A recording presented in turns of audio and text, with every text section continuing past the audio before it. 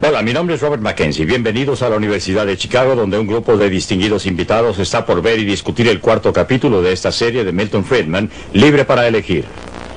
En este programa examinará el sistema de asistencia social en los Estados Unidos. Este país, como muchos otros, tiene una serie de estímulos diseñados para ayudar a aquellos que lo necesitan. ¿Alcanzan su propósito? Cualquiera que este sea, si estos trabajan, son algunas de las preguntas que Milton Friedman hará en esta serie de Libre para Elegir.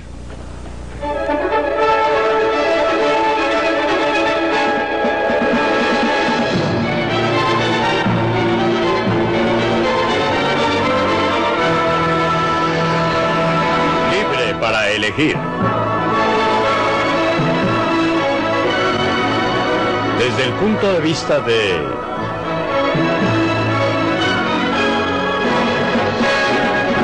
Milton Friedman.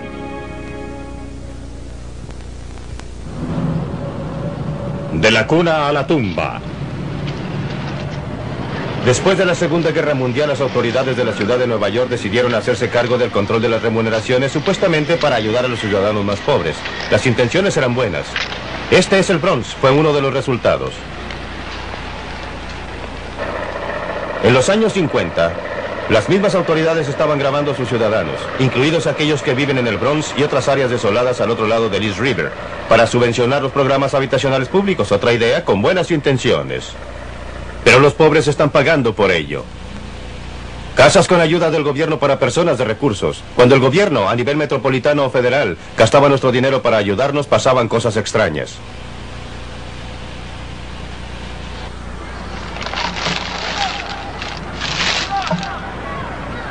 La idea de que el gobierno debía protegernos vino a ser aceptada durante los terribles años de la depresión. Se decía que había fracasado el capitalismo y que los políticos buscaban un nuevo enfoque.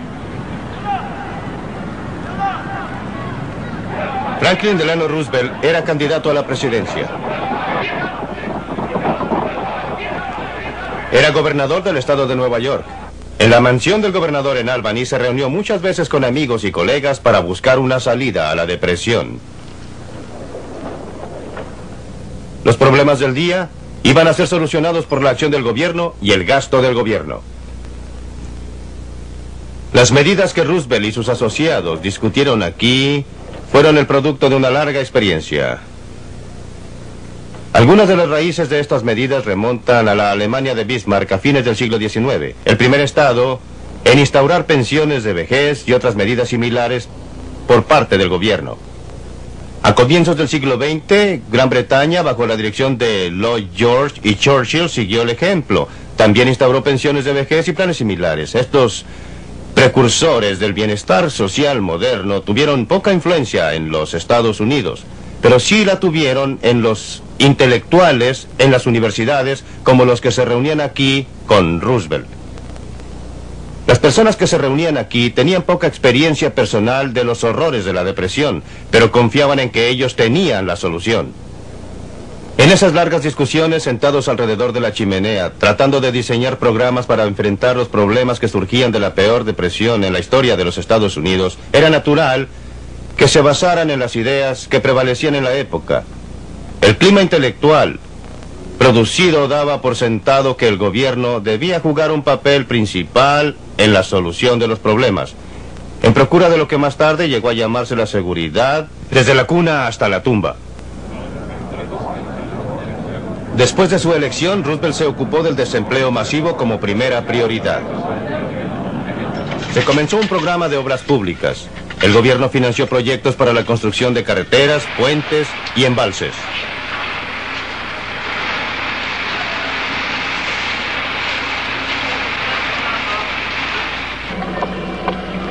Se creó la Administración para la Recuperación Nacional con el objeto de revitalizar la industria.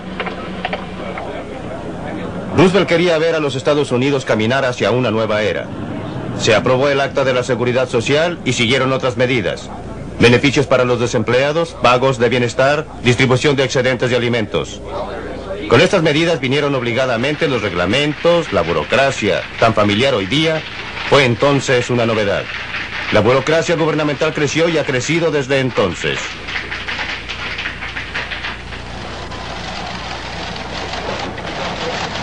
esto es solo una pequeña parte del imperio del seguro social de hoy día.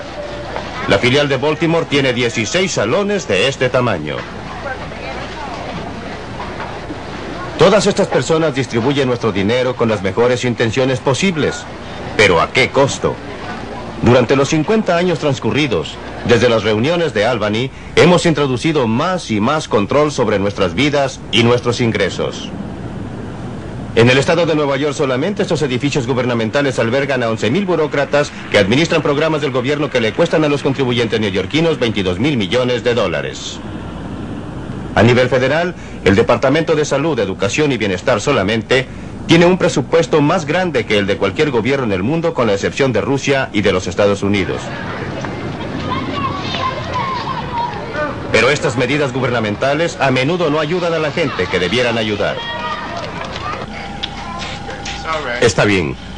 Halima, la hija de Richard Brown, necesita atención médica permanente. Tiene un defecto en la garganta y la tienen que conectar a una máquina respiratoria para que pueda sobrevivir en las noches. Es un tratamiento caro y se justificaría que la familia pidiera ayuda del Estado. No la recibo porque no tengo el derecho a recibirla. Gano unos pocos dólares de más. Pero con el sueldo que gano no puedo vivir realmente. Ahorrar algo está fuera de mis posibilidades. Y, bueno, vivimos al día. Literalmente de día de pago a día de pago. La lucha no es menos dura sabiendo el señor Brown que si renuncia a su empleo como ordenanza en el hospital de Harlem, tendría derecho a recibir una ayuda del gobierno. Estaría en mejores condiciones económicas. Señor Brown, ¿me haría usted un favor? Hay un paciente que... Está bajo una presión tremenda, pero está orgulloso del trabajo que hace aquí y tiene la fuerza para resistir la presión. Yo soy Brown. Está completamente debilitada. La llevaré a la sala de partos. Trate de no pujar. Queremos un alumbramiento en buenas condiciones. El señor Brown ha aprendido a la fuerza que los programas de bienestar social destruyen la independencia del individuo. Hemos querido acogernos a la ayuda social y averiguamos respecto al bienestar social, pero nos dijeron que tendríamos derecho a recibir $5 al mes. Pero para poder recibir estos $5, tendríamos que entregar los ahorros de nuestro hijo y eso no vale la pena. Pero yo no creo tampoco en nada gratis. Creo que hay muchas personas capaces de trabajar y dispuestas a hacerlo. Pero la culpa es la manera en que esto está organizado. Por ejemplo, las madres y los niños estarían mejor si el marido labora, o si él no está, y esto destruye a muchísimas familias pobres. Una de las cosas más tristes es que muchos niños cuyos padres reciben ayuda del gobierno terminarán cobrando beneficios para desempleados cuando crezcan. En este proyecto público de vivienda en el Bronx de Nueva York, las 3/4 partes de las familias reciben pagos por cesantía. Pues bien, el señor Brown quería mantenerse alejado de esto y por una razón muy poderosa. Aquellos que cobran beneficios por cesantía pierden su independencia humana y sentido de la dignidad. Deben someterse a los dictados de un supervisor de bienestar, quien les puede decir si deben vivir acá o allá, si pueden tener un teléfono, lo que pueden hacer con sus vidas. Los tratan como niños, no como adultos responsables, y caen en la trampa del sistema. Quizás se presente un trabajo que parezca mejor que el recibir pagos por cesantía, pero temen tomarlo, porque si lo pierden pueden pasar entre 6 y 9 meses antes de que puedan volver a cobrar cesantía. Y como resultado, todo esto se transforma en un ciclo eterno, no simplemente en un estado transitorio. En otras partes las cosas han ido aún más lejos. Este es el Hulme Estate, un proyecto público de vivienda en Manchester, Inglaterra. Bueno, aquí estamos a 3.000 millas del Bronx, pero nunca lo adivinaría al mirar en su derredor. Me parece estar en el mismo lugar, en el mismo tipo de unidades habitacionales, chatas y uniformes, decrépitas, aun cuando se construyeron hace solo 7 u 8 años atrás. Vandalismo, pandillerismo, la misma sensación rodea el lugar de gente que no tiene mucho empuje y energía, porque otros se ocupan de sus problemas y necesidades diarias, porque el Estado los ha provisto del incentivo de buscar trabajo, de ser personas responsables, de ser capaces de sostenerse ellos mismos y sus familias. Durante los últimos 7 años, Maureen Ramsey ha tenido que comprar comida y vestidos para su familia con la ayuda que le da el gobierno. Durante todo ese tiempo, su marido Steve no ha tenido empleo. Cada semana cobra lo que en Inglaterra se llama seguridad social. El gobierno vela por él, su mujer y sus hijos. Pero el aceptar pagos de bienestar significa aceptar los reglamentos de aquellos que lo pagan. En mi opinión, por lo menos, uno se siente como que les pertenece. Usted sabe que no hay otra forma de expresarlo. Supóngase que me empleara porque necesito algo. Debo de ir allá para informarles de eso. Porque tendría que ir a trabajar con la sensación de que alguien del Seguro Social me está observando y... bueno, hasta allí llego. No hay salida. Es imposible luchar. Los empleos de hoy en día solo permiten ganar unas 45 libras a la semana, de las que hay que rebajar una estampilla y se termina con más o menos 39 libras. ¿Por qué trabajar cuando se puede obtener lo mismo? No le veo el provecho. Claro que él tiene razón. Es muy posible que no le compense emplearse ahora. No es su culpa y no lo culpo. Está actuando de manera inteligente a favor de sus propios intereses y los de su familia. Es la culpa de un sistema que le quita el incentivo para buscar empleo. Pero supongamos que ustedes fueran crueles y le quitaran los beneficios del servicio de bienestar. ¿Qué pasaría? Encontraría trabajo, sí. ¿Qué tipo de trabajo? No sé. Puede que no sea un empleo agradable o a su entera satisfacción. A un cierto nivel de sueldo, pero sin exigir una determinada remuneración, siempre habría un trabajo que usted podría hacer. También podría suceder que tuviera que recurrir a los comedores populares gratuitos o algo por el estilo. Entiéndame, no estoy diciendo que esto sea agradable, deseable ni bueno. No lo es, pero analizando lo que pasaría, no cabe duda de que encontraría alguna forma de ganarse la vida. El gobierno de los Estados Unidos está tratando de romper la trampa que encierra el servicio de bienestar. Estas personas estaban cesantes, se les está entrenando ahora a costa del contribuyente. Quizá lleve a una solución, pero quizás no. Aquí tenemos un enorme sistema de bienestar social que está diametralmente en oposición a las creencias básicas de los Estados Unidos, porque los Estados Unidos se fundaron sobre una ética. Han practicado la ética del trabajo y han declarado que es lo que deben hacer todos, procurar la misma oportunidad de empleo que en Norteamérica. Aquí todos tienen que marcar tarjeta y cumplir una jornada completa de trabajo. La intención es dar la impresión de un verdadero trabajo. Estamos afirmando que un empleo es parte de la forma de vida de los Estados Unidos y le vamos a ayudar a usted a encontrar empleo para que tenga derecho a un pedazo de la torta, pueda pagar impuestos y llegue a ser parte del sueño norteamericano. Pero el sueño no funciona. Proyectos como este forman parte del Acta de Educación y Entrenamiento, Z, y tienen un alto porcentaje de abandonos y muchos de los alumnos vuelven al punto de partida, a vivir de los servicios de bienestar. Los hombres y las mujeres que dirigen el Z y programas similares, los funcionarios del Departamento de Salud, Educación y Bienestar, son personas que trabajan con dedicación. Sus motivos son buenos, sus logros no lo son. Los resultados de estos programas son decepcionantes. ¿Por qué? Creo que la razón principal está en que es muy difícil. No se logran buenos resultados con malos medios. Y los medios que hemos estado empleando son malos por 2 razones. En primer lugar, todos estos programas requieren de personal que gasta el dinero de otros para fines fijados por un tercer grupo de personas. No hay quien gaste el dinero de otro tan cuidadosamente como se gasta el propio. Nadie tiene la misma dedicación para alcanzar las metas de otra persona como la que tiene para alcanzar las propias. Además, los programas son dañinos para el carácter tanto de las personas que administran los programas como de las que supuestamente se benefician de ellos. A las personas que los administran les da una sensación casi de omnipotencia.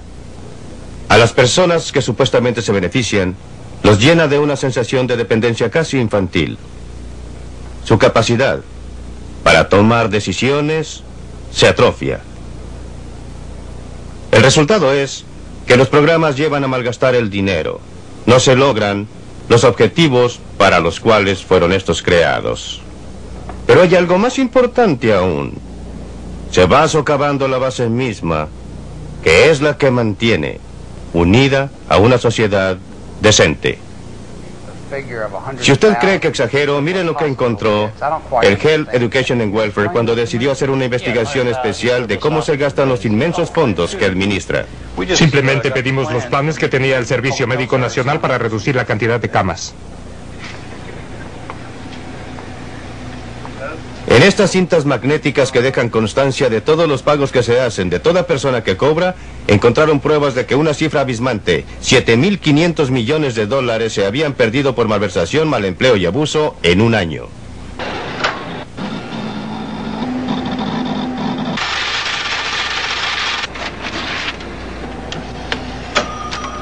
Doctores, contratistas, hospitales, escuelas, beneficiarios del sistema de bienestar, todos habían hecho mal uso en alguna u otra manera de los fondos y aún no termina la investigación.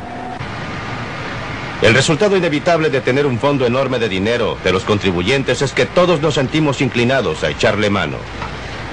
Puede estar seguro de que siempre podremos encontrar muy buenas razones para justificar la necesidad de gastar el dinero de otros. A alguien se le ocurrió una muy buena idea para invertir el dinero del contribuyente, la de subsidiar arriendos de departamentos en la ciudad de Nueva York.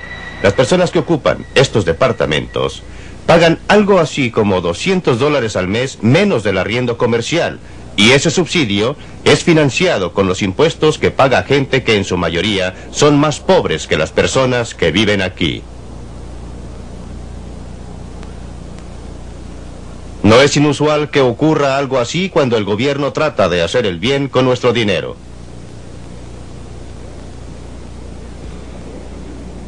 Vean lo que pasó en Chicago.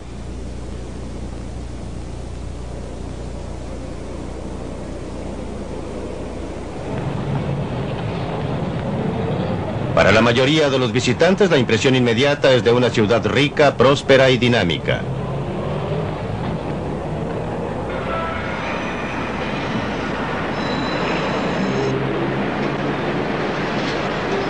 Pero como toda ciudad grande en Norteamérica tiene sus zonas problema, barrios pobres en decadencia y sobrepoblados que producen miseria y crimen.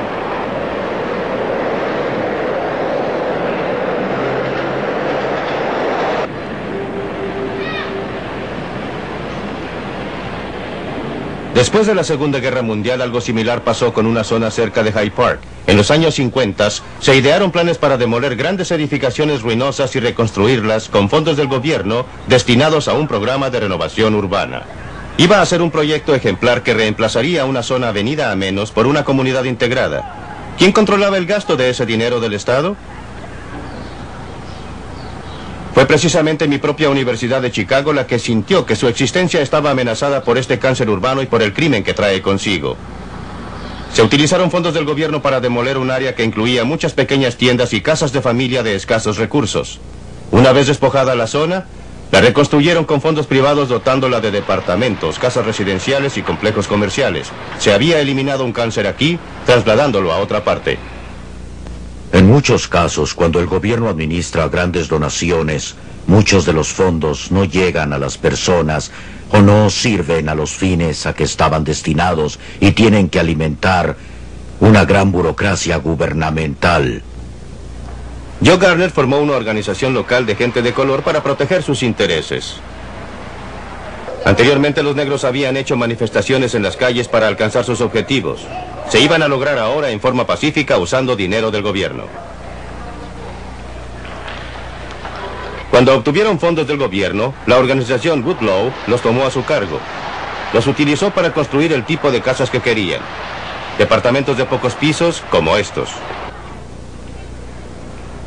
Los burócratas, planificadores y arquitectos les dijeron que eran antieconómicos, que solamente valdría la pena construir edificios altos. Estaban equivocados.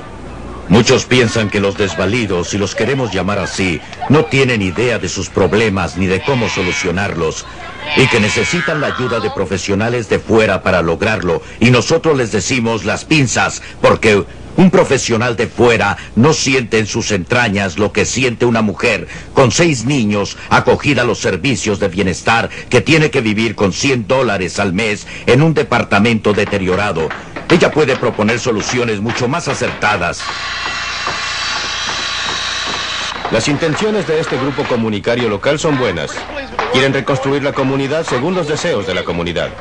¿Están conformes con el trabajo que estamos haciendo? Sí, bastante. Pero el dinero del gobierno siempre corrompe. Que sea del mismo color de la casa. Miren la cantidad de personas que están reconstruyendo este garage. No tiene sentido, salvo el hecho de que son trabajadores Z pagados con dinero del contribuyente. Los fondos gubernamentales han permitido a la organización abarcar toda un área de Chicago. Ahora tienen hasta su propio supermercado.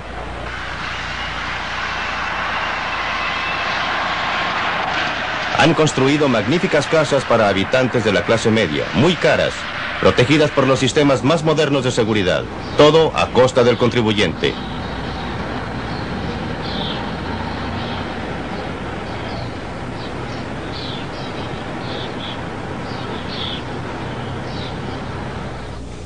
En realidad nos estamos transformando en un mini-estado. En este preciso momento tenemos alrededor de 400 empleados. Tenemos un presupuesto operacional sobre los $5 millones al año. Somos grandes. Grandes y creciendo. El próximo proyecto es un nuevo desarrollo de este sitio. Y ese no es sino un paso en un programa de 20 años que costará $220 millones, la mayor parte proveniente del contribuyente. En el sur del Bronx, están muy familiarizados con la protección gubernamental, como el control de arriendos que hace que a los propietarios no les compense mantener sus edificios. Ellos se han ido trasladando y los vándalos han venido a instalarse. En el sur del Bronx existe una zona donde muchas personas cobran bienestar y donde el porcentaje de crímenes es alto. Pero todo esto podría cambiar. Un grupo local ha comenzado a remozar estos edificios para construir nuevos hogares. Se llama la Hermandad del Sudor, porque al principio lo único que podían aportar al proyecto era su sudor y su esfuerzo.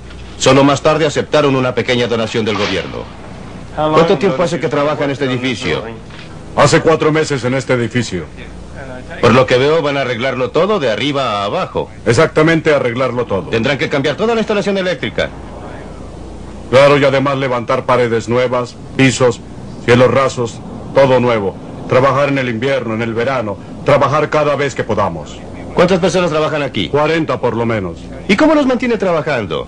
Debe saber que algunos no querrán, o se cansarán, o se irán. Demuestran nuestro interés. Nosotros demostraremos lo que se puede hacer, lo que se hará de aquí en adelante, ya que al principio les será bastante difícil probarle a la gente, a alguien, qué es lo que saldrá de todo esto en los próximos 3 o 4 años. Ellos no pueden ver a largo plazo, solo ven a corto plazo. Necesitan el dinero ahora, no en los siguientes 2 o 3 años.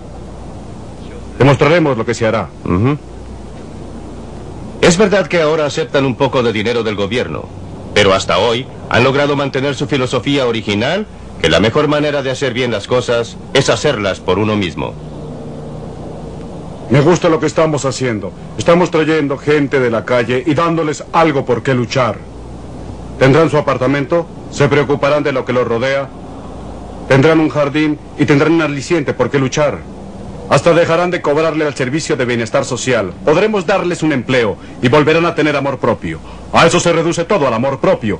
Mientras puedan tomar las cosas con calma y cobrar del gobierno, no tendrán problemas. No tomamos las cosas con calma. Estamos trabajando y estamos ayudando a que venga el dinero. Lo estamos invirtiendo en nuestros edificios. Nos estamos construyendo a nosotros mismos al mismo tiempo que a nuestros edificios. Algunas de estas personas son trabajadores de la Z pagados por los contribuyentes, pero no son tan útiles como parece.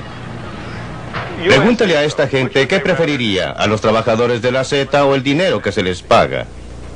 ¿Qué preferirían tener? El dinero que se les paga. Así es. Esa es su respuesta.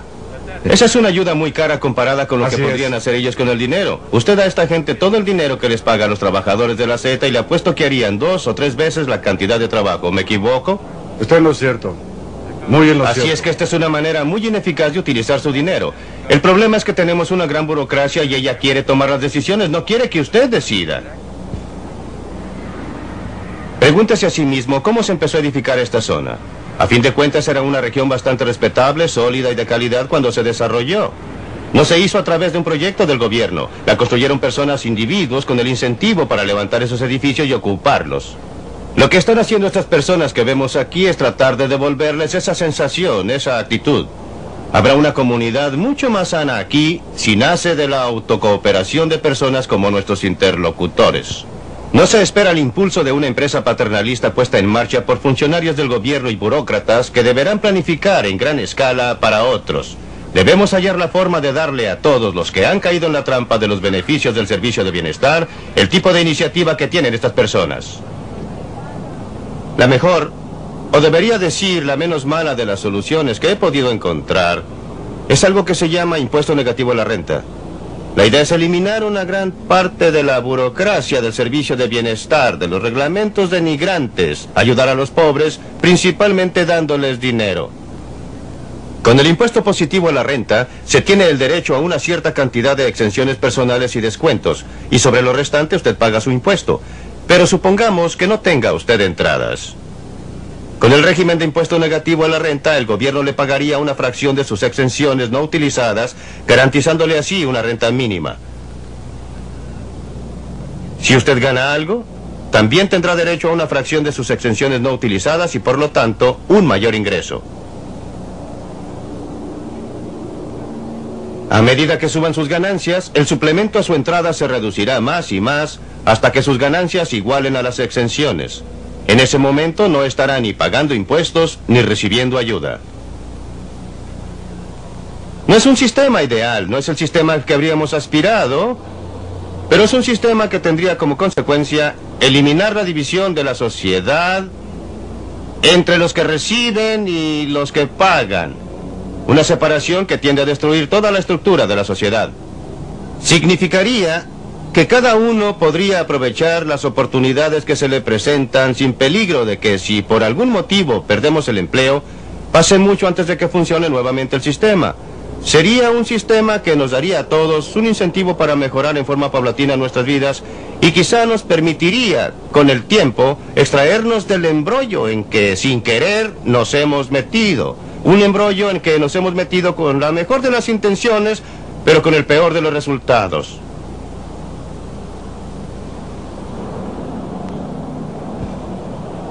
Dependemos cada vez más del gobierno. Le hemos transferido el poder al gobierno. Nadie nos obligó. Lo hicimos nosotros. Los resultados, gasto monumental del gobierno. Gran parte malgastado. Poco de ello irá a las personas que nosotros quisiéramos ayudar. Impuestos pesados, inflación alta y un sistema de bienestar del que no están satisfechos ni los que reciben ayuda, ni los que tienen en sus manos el financiamiento. Tratar de hacer el bien con el dinero de los demás simplemente no ha resultado.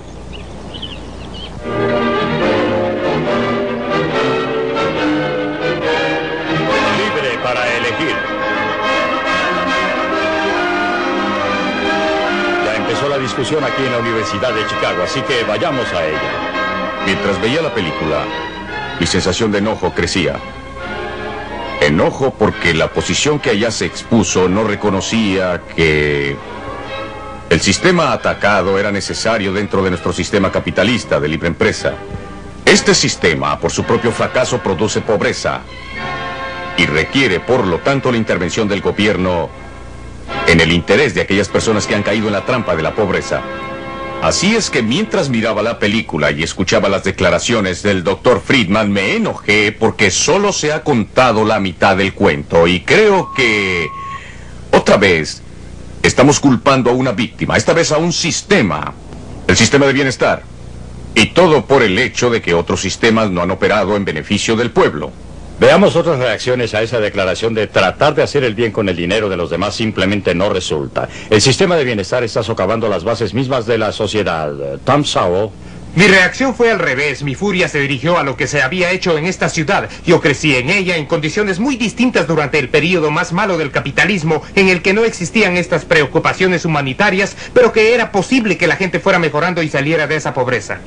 Hoy día alguien que viviera exactamente en el mismo lugar en que viví yo encontraría mucho más difícil escapar de la pobreza debido a todas estas cosas. Tampoco se abandonaban los edificios como lo vemos en la película cuando yo vivía en Harlem. La tasa de criminalidad, todas las cosas con las que se culpa a los sistemas anteriores no existían. Yo dormía en las puertas y callejones de Harlem. Hoy reto a cualquiera a que lo haga en cualquier parte de Nueva York. Tradicionalmente en los Estados Unidos hemos intentado evitar algunas de las trampas del sistema del bienestar que se mencionan, negándole acceso a la ayuda a aquellas personas que son fuertes, que no son viejas. Por lo tanto, hemos tratado de cerrar la puerta del bienestar estatal a muchas categorías dentro de la población pobre, realmente pobre. El segundo punto que se enfatiza es que algunos, pero no todos, de los que podríamos llamar programas de bienestar social en el sentido amplio de la palabra, reducen muy fuertemente los beneficios cuando se gana un poco más de dinero.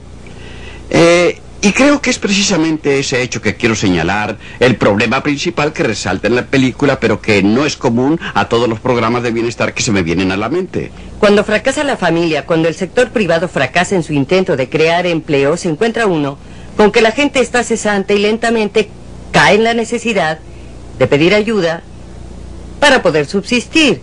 El sistema de bienestar social fue creado en los años 30 para hacer precisamente eso, cuando el sector privado esencialmente fracasó. Vemos el desarrollo del sistema de bienestar. Él no va contra la sociedad. Está tomando lo que la sociedad y las instituciones olvidaron a su paso. El quebrantamiento de la familia, la economía que no se expande lo suficiente, el fracaso del sistema de salud y un sistema educacional que no cumple. Tenemos a personas sin entrenamiento, sin conocimientos buscando empleos en una sociedad altamente técnica o empleos que pagan tan poco para que la gente pueda vivir de manera decente. Yo veo un sistema de bienestar que no es tan malo, sino que de hecho toma las obras y trata de ayudar a la gente a vivir con dignidad. Así que la teoría de que corrompe las bases de la sociedad no encuentra apoyo, salvo quizás por usted. ¿Concuerda usted con eso? Absolutamente. Usted está hablando de los fracasos de otras partes de la sociedad. Lo que el sistema de bienestar y otros tipos de programas gubernamentales tratan de hacer es pagarle a la gente para que fracase. Ya que mientras fracasan, reciben dinero y mientras tengan éxito, por muy moderado que sea, se les quita el dinero. Esto es extensivo al sistema escolar, donde se les da dinero a los colegios con bajos rendimientos. En la medida en que el colegio mejore la educación, se le quitará el dinero. Así se le está ayudando a la gente para que fracase en su propia vida y que dependa de la limosna. Tenemos cifradas esperanzas hoy en día acerca de la calidad de la vida, la alta calidad del trabajo, el nivel de ingresos que se espera. ¿Por qué? Porque vemos lo que está con nosotros y lo que debemos tener. No, esa no es la razón, no es la razón. Yo podré tener cualquier cantidad de expectativas. La pregunta es, ¿qué puedo hacer? Si hay otros que subsidian mis expectativas, estas serán mayores. Mientras el Centro para Estudios Avanzados me subvencionó hace algunos años, rehusé trabajar en la Universidad de California por un sueldo como profesor de tiempo completo. ¿Por qué habría de hacerlo cuando tenía el mismo ingreso en el centro sin horarios, ni deberes, ni clases? Examinemos otra proposición que hace Milton, el efecto dañino sobre aquellos que reciben ayuda social del Estado. Pierden su independencia como seres humanos y su dignidad. Se les trata como a niños. Bien. Dr. Thompson, como antiguo administrador de uno de los principales programas, ¿cree que es un gran riesgo? No es un gran riesgo. A decir verdad, eso presupone que la gente que esté recibiendo pagos por el sistema de bienestar se quede en el sistema y obtenga el resultado descrito por el Dr. Friedman.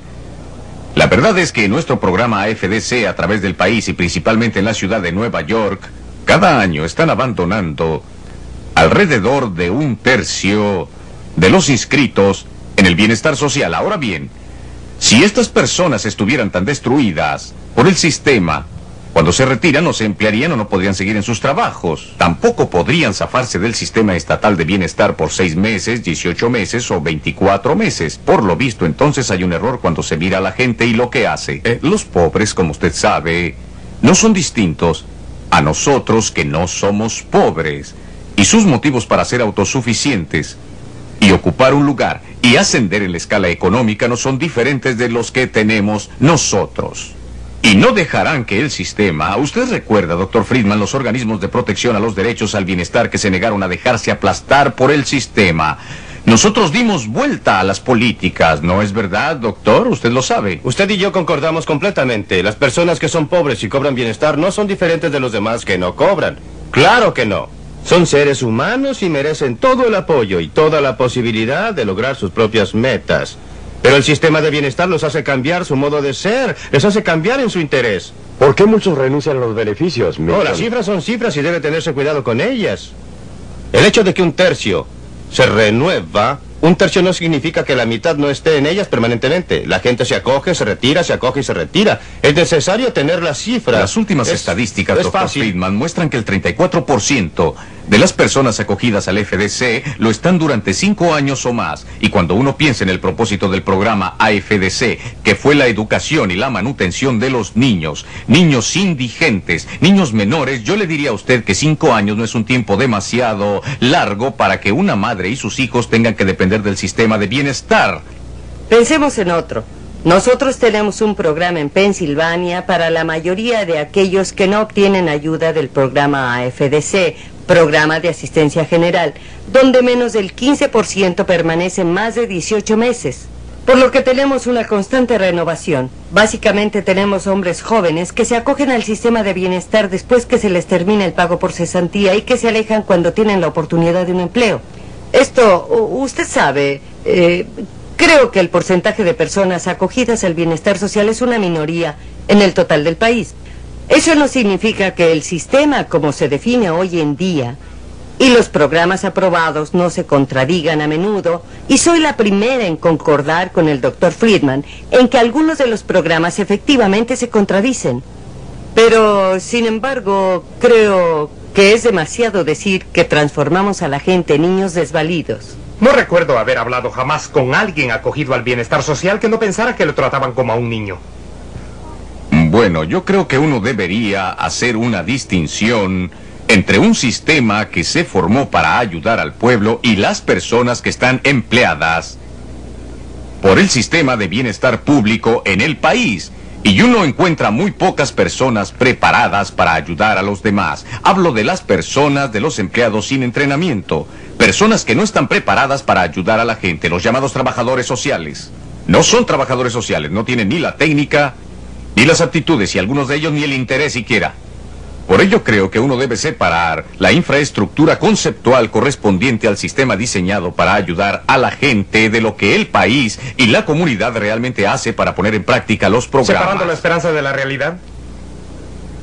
Bueno, mire usted, yo distingo la técnica disponible para cumplir los objetivos del programa. Y creo que tenemos que distinguir si hablamos de objetivos de programa o hablamos de cómo opera. Yo sería el primero en decir que el sistema que administré tenía personal mal preparado para el trabajo para el que se nos ordenó. Y no diría que el sistema que nosotros creamos. Hablé con algunas trabajadoras sociales. Ellas expresaron que en realidad estaban tan constreñidas por el sistema que es muy poco lo que podían hacer para ayudar a que la gente se retirara. Es decir, enseñar algunas técnicas o lo que fuera necesario para que abandonaran la ayuda. Estaban convencidas de que era culpa del sistema. El sistema que hemos contribuido a fijar implica una fuerte interferencia paternalista en la vida familiar del individuo, y por lo demás, ¿no es cierto, señor Damson, que el recargo de trabajo que tiene cada trabajador social le impide intervenir en la vida familiar e individual de los asistidos? Además, en la última década ha habido un verdadero esfuerzo por reducir la trampa del bienestar, cambiando la escala de descuentos en el caso de ingresos propios, y administrando los gastos por trabajo y los gastos por ayuda infantil, de tal manera que el que quiera trabajar tenga incentivo para hacerlo. Así es que no es tan terrible el cuadro que a veces nos hacemos de ese trabajador impotente que espera en la sala de su casa con su familia a que tomen las decisiones por él. Nunca he oído de un programa de gobierno defectuoso en el que la gente que lo dirige no diga: si al menos tuviéramos más dinero que pudiéramos emplear en lo que no hemos podido cumplir con la suma que estamos gastando. Nos vamos a adelantar ahora algunas de las fórmulas que usted prescribe en esa película, porque creo que ofrecen buen campo para la discusión. Lo más dramático fue lo que dijo hablando hablando de un hombre cesante. Supongamos que ustedes fueran crueles y le quitaran de la noche a la mañana la ayuda a este hombre. Él encontraría un trabajo que pagar algo. Siempre habría algún trabajo que podría hacer. Quizás necesitara cierta ayuda, pero encontraría trabajo. Ahora quiero que ustedes reflexionen antes de que vuelva Milton sobre el tema. ¿Es un cuadro que les parece razonable a ustedes? Thompson, ¿qué opina usted? Podrá obtener empleo y podrá desempeñar un trabajo en lo que llamamos la economía subterránea. Y es ahí donde una parte de nuestra juventud busca trabajo. Aquellas actividades que son ilegales son las únicas que tiene a su alcance para ganar parte de su sustento. Creo que hay otro grupo de personas que son las mujeres solas que la hacen de padre y madre de familia. Córteles la ayuda mañana y ¿qué van a hacer para subsistir? ¿Cuál será su contestación inmediata? ¿A qué precio para sus hijos pequeños y para los mayorcitos? Los adolescentes. Ellas iban a encontrar trabajo. A decir verdad, las estadísticas muestran que son las mujeres las que tienen mayor éxito dentro de los programas de empleo, pero eso se logra a base de pagar para que les cuiden a los niños durante el día. La mujer sola tiene que ganar lo suficiente para afrontar en forma particular ese tipo de componendas, o es subsidiada por este programa insidioso y demagogo dirigido por el gobierno federal, programa que efectivamente la posibilita trabajar y la hace una contribuyente, y que es una fórmula interesante de incitar a la gente a buscar empleo productivo. Tom Sowell. Es increíble ver cómo empieza usted el cuento en la mitad como si hubiera una cantidad de pobreza predestinada, una cantidad de desempleo predestinado. En todo esto no le cabe responsabilidad ninguna al sistema de bienestar social. Existe un 20% de la mitad de la población menos favorecida que está predestinado. Eso siempre ha sido Va a haber verdad. un 20% Bueno, con también ese es nivel más verdad bajo. que un 20% de la población menos favorecida no debe vivir a expensas del gobierno ni ser dirigida por él.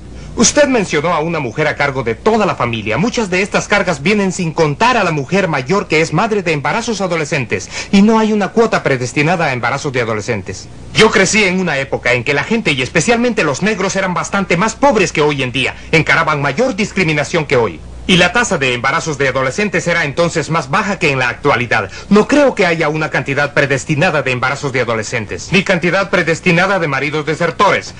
Goodman ha hecho estudios de una familia de negros en que demuestra que la idea que la familia negra siempre ha venido desintegrándose es una mentira. Sus estudios cubren hasta 1925. El gran porcentaje de familias negras estaban intactas con padre y madre, y no solo en este año, sino hacia atrás hasta la era de la esclavitud. Ahora es que encontramos de repente esta tragedia inevitable que el sistema de bienestar dice que va a solucionar. Estamos hablando con sí, Tom ese sobre... es un punto. Estamos hablando de un grupo muy pequeño. Estamos hablando de un 12% de las familias que no están intactas. Las que no son familias con padre y madre y en ¿Quiere todo decir momento. entre los que cobran ayuda? No. ¿Entre el público en general? Entre el público en general. Estamos hablando del 12% de las familias. Correcto. Es una cifra pequeña, Pero pero... debemos al sistema del bienestar No social. obstante, estamos hablando de una parte significativa del 20% de los niveles bajos. ¿Y qué es el 20% de abajo? Que estén encima o debajo del límite de pobreza siguen siendo el 20% de abajo. Y el punto es, ¿cuál es la responsabilidad del 80% restante? ¿La hay hacia aquellos otros? ¿No hay algún programa para evitar que haya un 20% más bajo? No, pero la intención es levantar aquel 20%. Los para estamos que... levantando al tener más nacimientos Yo ilegítimos, no más les estoy desempleo. obligando a tener hijos ilegítimos. Espero que esto esté claro. Ah, sí, claro. Usted no tiene que obligarlos, simplemente tiene que subsidiarlos. Nosotros como seres humanos no tenemos una responsabilidad, pero espero que tengamos compasión y un interés en ese 20% de más abajo. Y solo quiero decirles que el sistema capitalista, el sistema de la empresa privada del siglo XIX logró expresar mejor ese sentimiento de compasión y hacerlos mejor que los programas gubernamentales de bienestar de hoy día. El siglo XIX, el periodo que la gente denigra como la marea alta del capitalismo, fue el periodo donde más se volcó una Ella Mosner en actividades caritativas que el mundo jamás ha conocido. Y una de las cosas por las que culpa el sistema de bienestar social muy seriamente es por haber destruido las agrupaciones caritativas privadas que son mucho más eficaces, mucho más compasivas, mucho más personales en la ayuda de aquellas personas que por circunstancias ajenas a su voluntad están en posición desventajosa. Debo discrepar con usted porque creo que en general se excluía la nación de propiedad privada. Quiero decir que segmentos de la sociedad estaban excluidos de ella en el siglo XIX, principalmente las mujeres, los dementes y los idiotas, y así no voy a volver a ese siglo para mostrarlo como modelo. De cualquier modo quisiera, Milton, llegar a su receta importante. Sé que usted dice que no está en la agenda para mañana y se nos ha quedado por delante, y es el impuesto negativo a la renta. Y no estoy seguro que estas personas hayan entendido a fondo de qué modo opera. Sé que no podemos entrar en detalles, pero me gustaría escuchar la reacción de nuestros invitados primeramente. ¿Es este un enfoque viable para los problemas persistentes de la pobreza, el impuesto negativo a la renta? Creo que es útil para algunos de los problemas de la pobreza. Involucra primeramente pagos en efectivo en contraposición a los pagos en especie. Además, los pagos no se hacen respetando categorías. ¿No por categorías? Es decir, no importa si es una jefa de familia o un jefe de familia, si es viejo o joven o de buena o mala salud. Si sus ingresos caen bajo un cierto nivel. Se paga un nivel garantizado de ingresos a las personas según el tamaño de la familia, que después sufre un porcentaje de descuento que supongo será, por definición, modesto.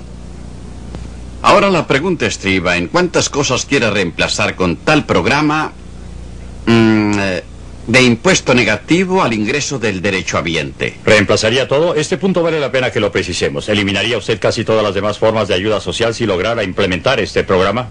No lo haría, porque creo que su propósito es precisamente proveer una transición entre donde estamos y donde quisiéramos llegar, porque concuerdo con usted, puesto que hemos corrompido a la gente acogida al bienestar y los hemos atrapado ahí, estamos obligados a no echarlos a la calle, colocándolos en la difícil situación que usted describe. Correcto. Tenemos que facilitar Correcto, el cambio, sí. pero Bien, quisiera veamos las reemplazar todos los reacciones frente a programas eso. sociales Después que existen continuaríamos hoy día. con usted. Según algunas estadísticas, si se tomara todo el dinero que se gasta en la pobreza en los Estados Unidos y se dividiera entre todas las familias pobres, tendríamos una cifra de $32,000 anuales por familia. Ahora bien, la familia pobre promedio no obtiene los $32,000 anuales.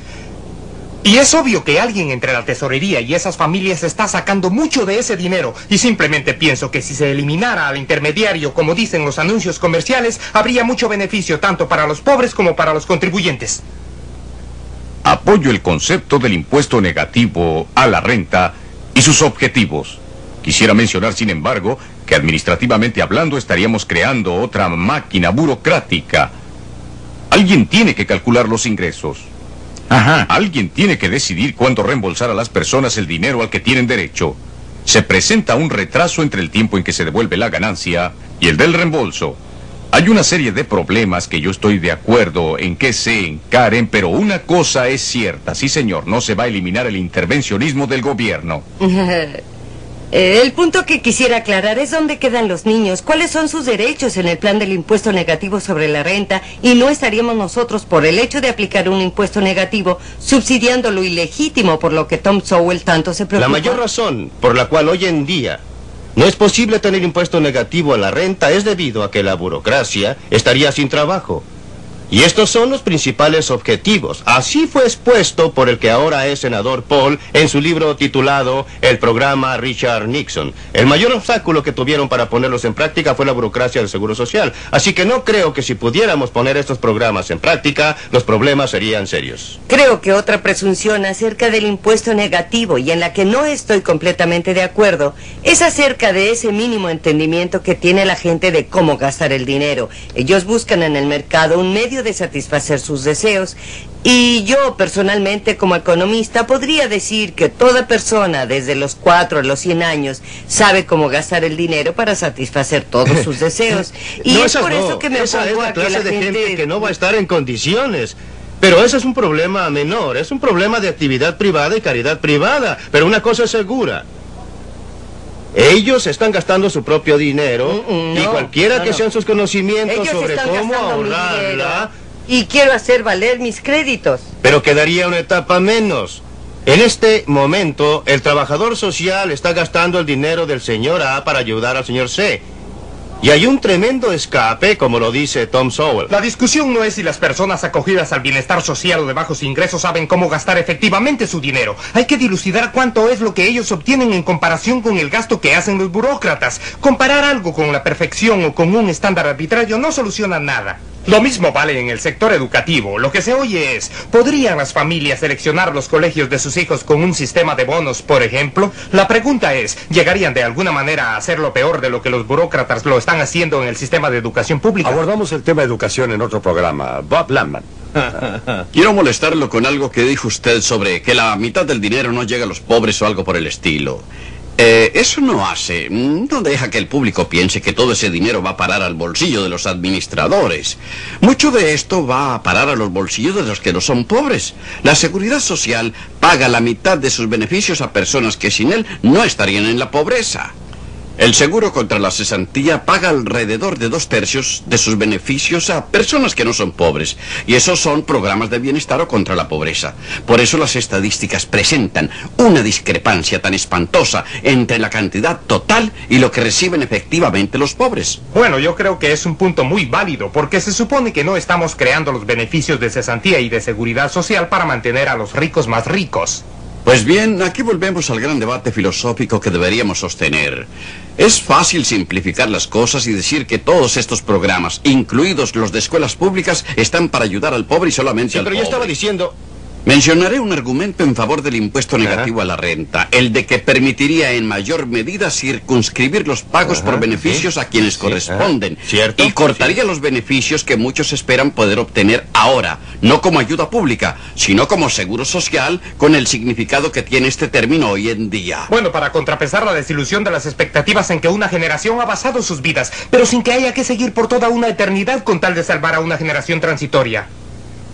Esas son las otras vallas que debemos salvar para poner el plan en práctica. Usted dijo, no sé con qué seriedad, que la única valla es la burocracia ligada al bienestar. No, ahora surgirían y se organizarían los intereses creados inmediatamente actuando en su contra. Sí. La valla más grande a salvar en este momento es que no existe manera de construir un sistema sensato de impuesto negativo a la renta que no sea capaz de lastimar a alguien. Habrá algunos que recibirán menos dinero de lo que reciben ahora, especialmente los menos desfavorecidos. Particularmente los ricos que están recibiendo del servicio de bienestar, ellos tratarán de dificultar políticamente que se pueda poner en marcha. La ambición de que se aplique un impuesto negativo a la renta que cueste menos dinero, sea más fácil de administrar y a la vez no le pague a nadie ni $1 menos de lo que está colectando hoy. Es algo que no hay manera de que se pueda construir ni programar, pero aunque no sea políticamente posible, la fuerza de la historia está de nuestro lado y va a llegar a ser posible, se lo aseguro. Dr. James Thompson. No demos la impresión de que los administradores del bienestar social están en contra del impuesto negativo a la renta. Este es el programa gordo, como lo llama Moynihan, por el hecho de que se quedarían muchísimos sin empleo y por eso muchísimos nos opusimos a su implementación, dado ciertos aspectos del programa. Un promedio de $2.400 mensuales para una familia de 4. Estábamos en contra de eso, y si uno lee las actas del Congreso, aquellos que atestiguaron decían, sí, estamos en favor del concepto y no a favor de esta parte ni de esta otra parte, y si se cambia eso, tendrán ustedes todo nuestro apoyo. Yo estaba en la misma posición. Propuse el impuesto negativo a la renta por primera vez hace 25 años, pero declaré en contra de la versión final del plan Nixon. ¿Por qué? Porque los burócratas del sistema habían conseguido introducir modificaciones que hacían de un impuesto negativo a la renta decente algo tan malo como lo que tenemos hoy y habría sido agregado encima de todo lo demás. La triste realidad. Sí, es una realidad política, pero ¿cierto? la realidad política cambia. Eso es lo importante. Quisiera decir una cosa más sobre esto, sobre este problema del que estamos hablando. Y es que volvimos al comentario de Bob Lapman. Hay una cosa que se puede decir en favor del programa de bienestar. Acostumbrado como estoy a no decir nada en su favor, diré que es el único programa social que yo conozco que por lo menos en líneas generales le da dinero a las personas cuyos niveles de ingresos están por debajo de quienes pagamos impuestos. Todos los demás programas de bienestar no solo le dan dinero a los que tienen, sino que por lo general gravan al pobre y benefician al rico. Nosotros, que estamos en los niveles de ingresos altos, hemos sido muy listos al obligar a los pobres giles de abajo a que nos paguen buenos sueldos como burócratas y a que nos procuren buenos beneficios a sus expensas. Por lo menos el programa de bienestar social no hace eso. Usted afirmó con gran confianza que se impondrá el impuesto negativo a la renta, aun cuando reconoció los obstáculos. ¿Por qué está tan seguro de que vendrá? Porque el sistema actual encierra las semillas de su propia destrucción.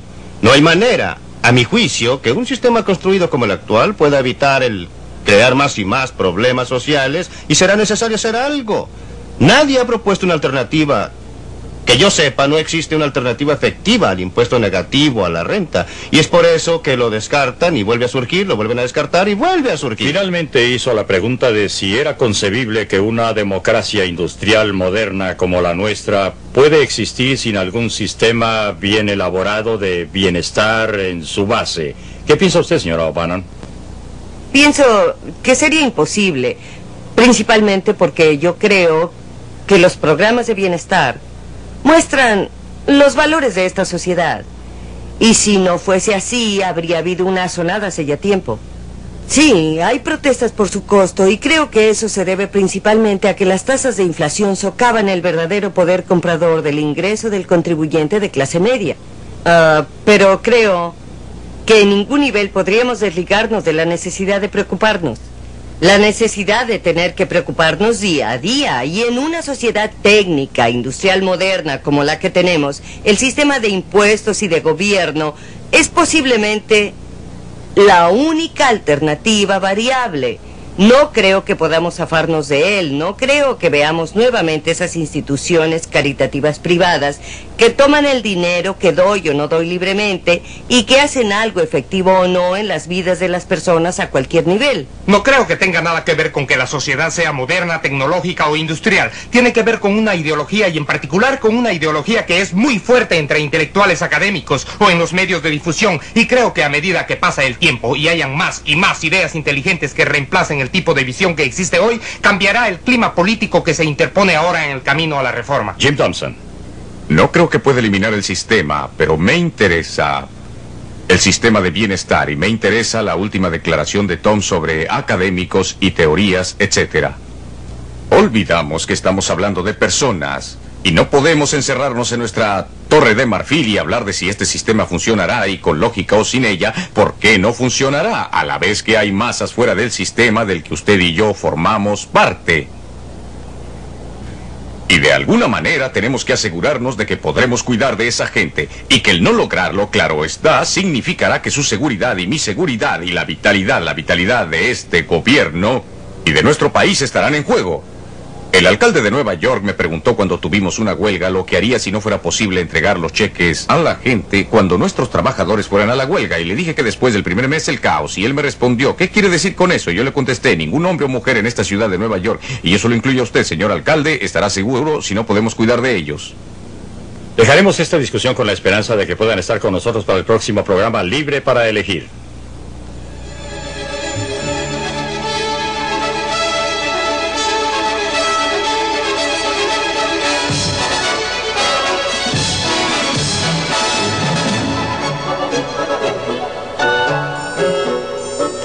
En la próxima edición, ¿está la equidad burdamente establecida en América? ¿Es saludable cuando el gobierno trata de imponer equidad a los ciudadanos? ¿Cómo está a la fecha la libertad de los individuos? No se pierda Libre para Elegir de Milton Friedman.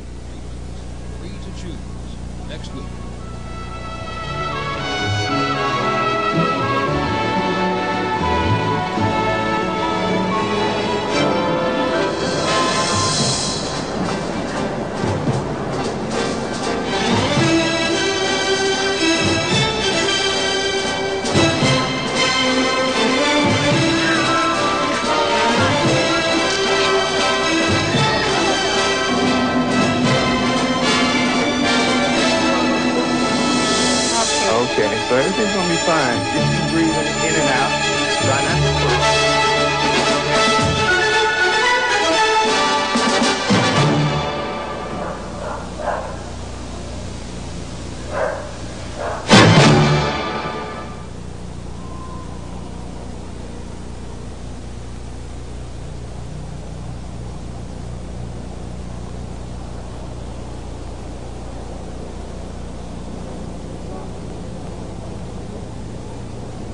To Choose was produced by WQLN, Public Communications, which is solely responsible for its content. Major funding for this program was provided by